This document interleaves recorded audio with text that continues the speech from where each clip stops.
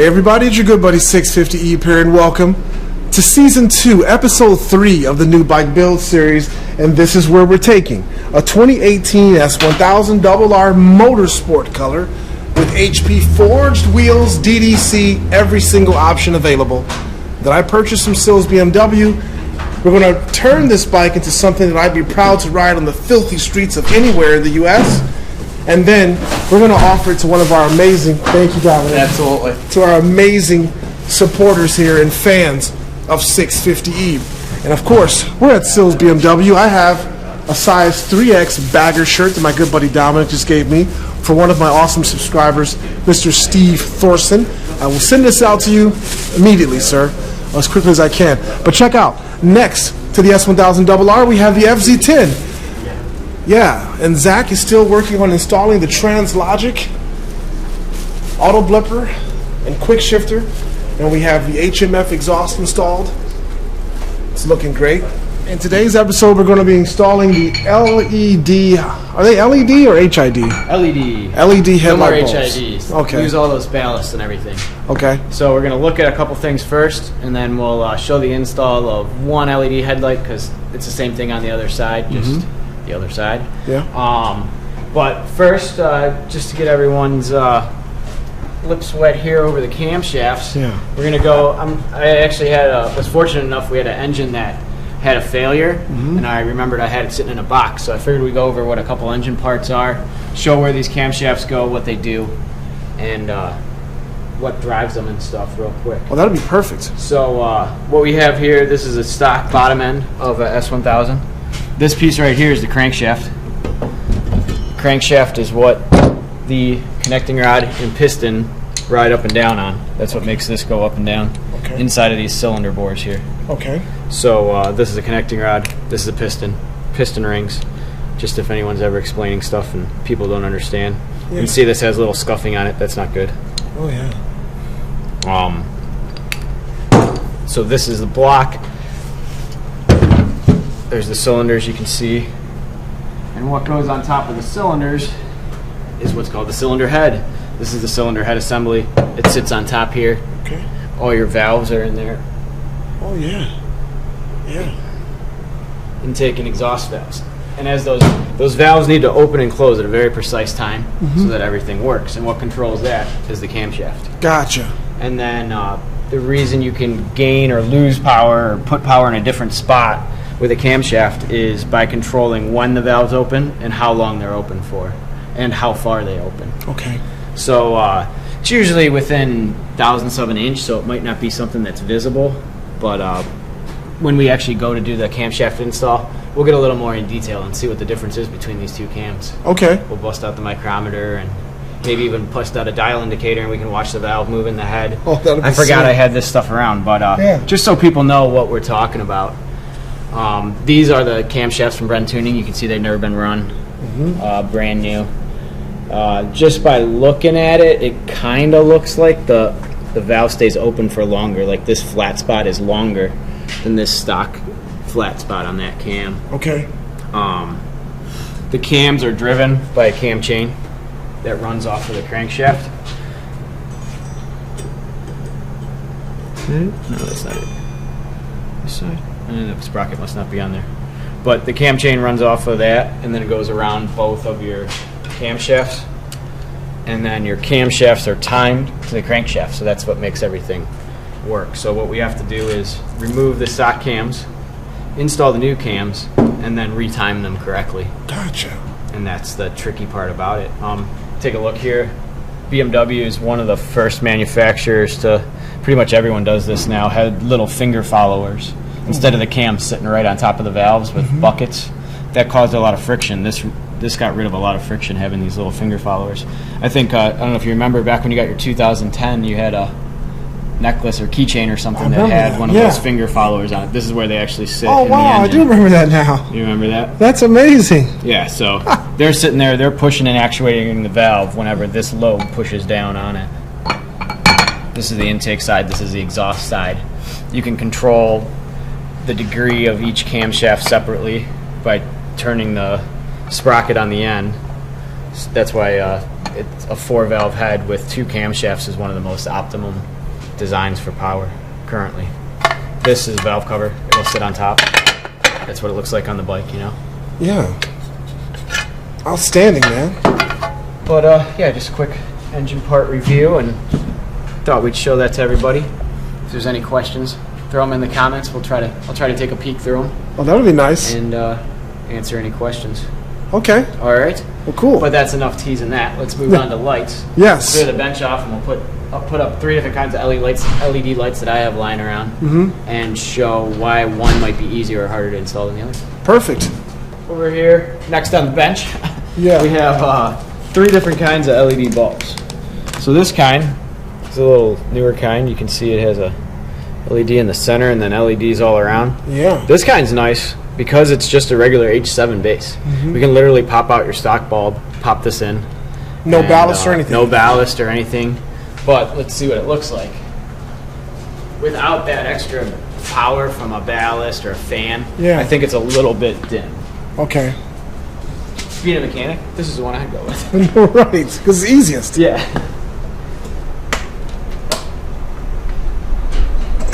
This is a stock incandescent bulb. You can see it has a little filament in there. Yep. Filament gets hot, makes light. These are light emitting diodes. That's what LED stands for. Yep. So a diode only lets power flow in one direction. So what happens is the power goes to flow in 2 directions, and this diode winds up, it gets hot and it glows. Okay. That's what makes LED look. So we'll pop this guy in and we'll take a quick look. Now it's not dark out. I haven't seen this bulb in the dark either. It may be fantastic. I don't know. Yeah. And I don't know who it's made by, to tell you the truth. Yeah. Customer just brought it in and he wound up going with a different one, and he's like, keep them. So I kept them. Of course, we got fired up.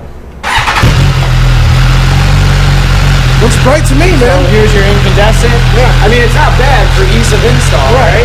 It took you literally 2 seconds to install that thing. As opposed to what we're about to do. Yeah. It's definitely a cleaner white, but if you look out, it doesn't project out very Right. far. Okay. Next one is this OP7 setup. Yes. These bulbs are great because they're super bright, but look what it takes to install them. First of all, look at the size difference. Holy cow. Yeah. I mean, it has a big fan on the back, which wouldn't be that big of an issue, except then besides that, we have to run it to this ballast. So now we got to find a spot for this. We got to drill a hole in the cap for our wires, Yeah. and then on top of it, to keep the lamp warning light off, we have to run these resistors or Resistors. polarity things. So we got all this hooked up, and I'm sure they're great and bright, but I just don't want to have to. I think it just doesn't go for a clean install. Or to get a clean install, we'd have to pull the whole nose off, and it's a lot of work. Yeah. When we have other options. These are the ones that we're gonna go with. These are the ones we put on the other bike. We just didn't show. I just put them on behind the scenes.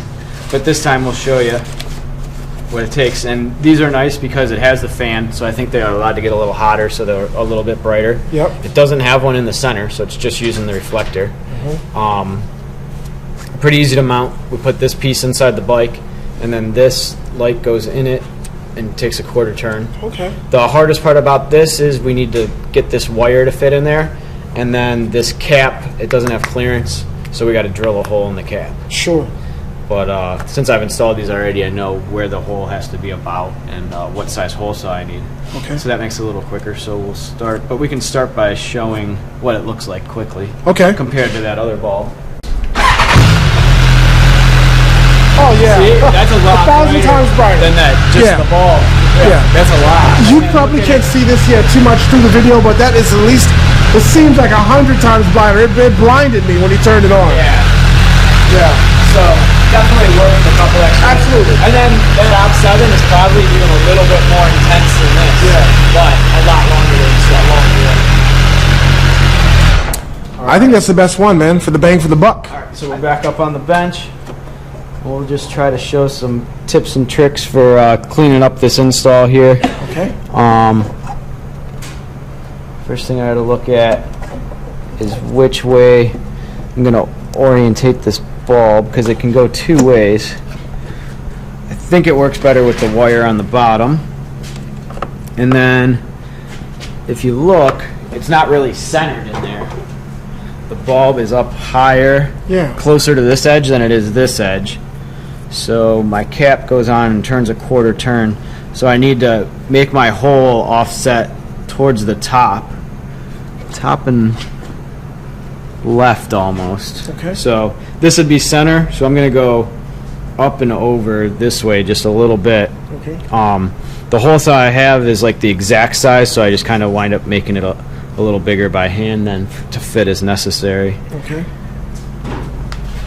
Since this goes on and turns and this goes in and turns, it's just too much to try to measure it and do it super precise, unfortunately. Right. So let's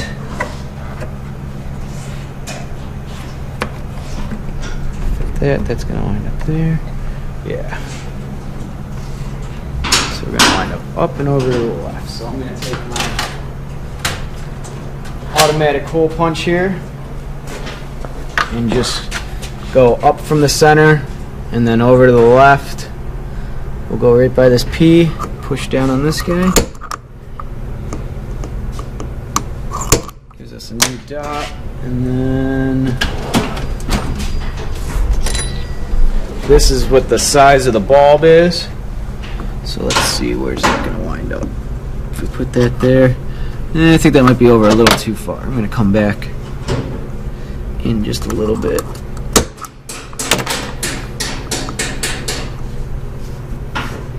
That'll be good because it'll still, we want to be right about at this top ring from the last install I did.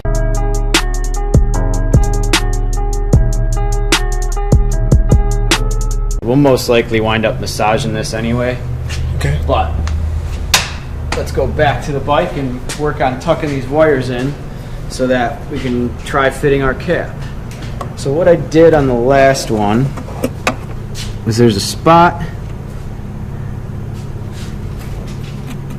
You know what? Let's take a look. I think I might have another set of LED parking bulbs too, because those always look nice. Yes.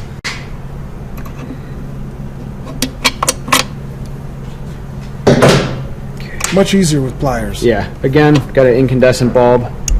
We're gonna pop that guy out, put him in the box, and before you put it back in, you got to check it because it's a LED, so polarity matters. And I guessed wrong. Yep.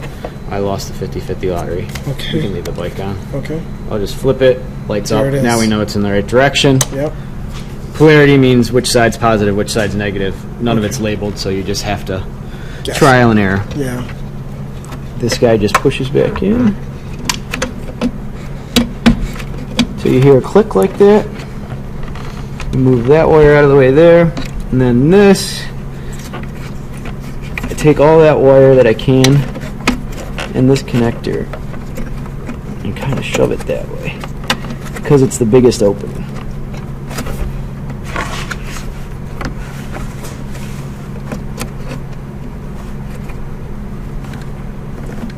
Alright, and all I got to do is get that plastic piece behind the connector down in behind there, and now I think we're going to fit. Wow. So now we take this bulb here, and there's just enough wire left to get it back in. That is amazing. And make our quarter turn. Unbelievable, man. Yeah. And now. This is so helpful for people, man. Yeah. That And watch this, the again, video. this only works for this style bulb with the fan built into it Yeah. and no resistor or ballast or whatever those are. So we'll have to put a link to this bulb in the description. Yeah, definitely. And then let's try our cap fitment. Don't know how this is going to work exactly. That was too far.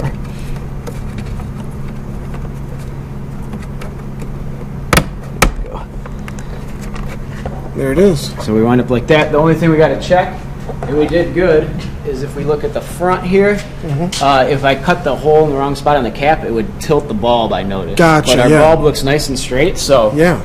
I don't even know that I'm going to mess with that. No, you I shouldn't. like the way I do too. I like the way it looks. Man. It's a little high on this side here, Yeah. but I think that's fine. It is fine, Zach. Job well done. Wow. Let's see if we really completed it. Right, by if the it final works. check. Right. Well, the marker light works, and so does the bulb, yeah. Yep. Check got that marker light by itself. You can see the incandescent ones over on the left still.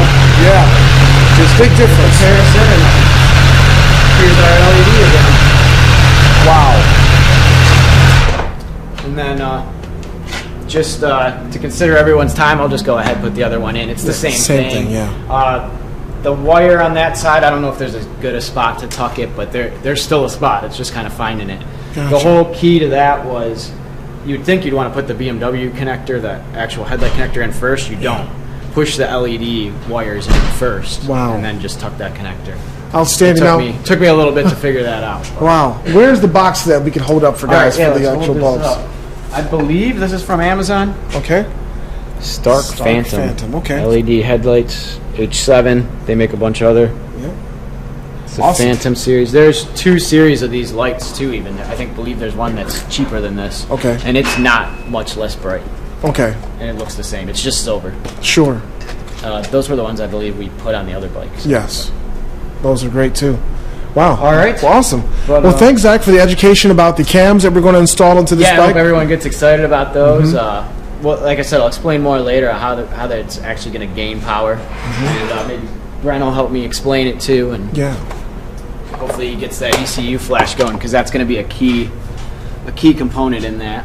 Absolutely. Yeah, he's definitely working on it. He says he should have it. Hopefully, by the time we give this bike away, or before we give it away, we'll have a Brent Tuning ECU flash available for this bike, so that we can use that once Zach installs the race cams. Yeah, and we'll go back over, show some differences, and other than that, we can put on a couple more maybe cosmetic mods. Yeah. Maybe we'll do another video of different cosmetic stuff. Yeah, you're going to show them how to do the sensor. Yeah, the air intake temp sensor. Yep. We should probably just do that after, though, or we'll do it at the same time as the cams, because everything's going to be apart. Yep.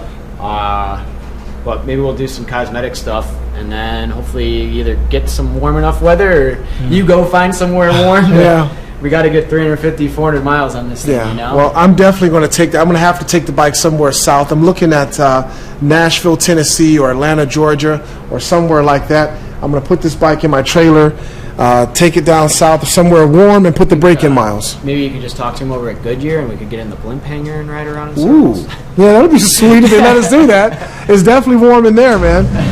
All right, well, we got our compressor coming on. Thanks, Zach. Yes, perfect timing. All right. Thanks, hey, everyone. Thanks for watching. Have a good day. Yep. All right, so that was it. That is episode 3 of Loud Compressor. Woo. Episode 3, season 2 of the new bike build series is done. Zach showed us how he's going to install those awesome racing cams given to us by our good friends at Brent Tuning. He installed one side of the LED headlights on the bike, and that was awesome. He's going to do the exact same thing to the other side, and the build series is going to pick up steam and start moving along pretty quickly here. This is episode 3. I'm expecting a big box of goodies from my good friends at Moto Million. Once that arrives, we're going to start installing parts onto this bike really, really fast. So thank you guys so much for your support of the new bike build series. We really appreciate it. I hope that you're learning a lot from Zach about how to do maintenance on your S1000 and how to install certain parts, because that is the beauty of this build series. So hit that like button if you enjoyed it. You can subscribe to my channel by clicking subscribe. New videos are always uploaded to the 650 YouTube channel. All sorts of videos, not just new bike build videos. Stay tuned for more, and as always, thanks for viewing. I'm going to head back inside where it's warm. Catch you next time.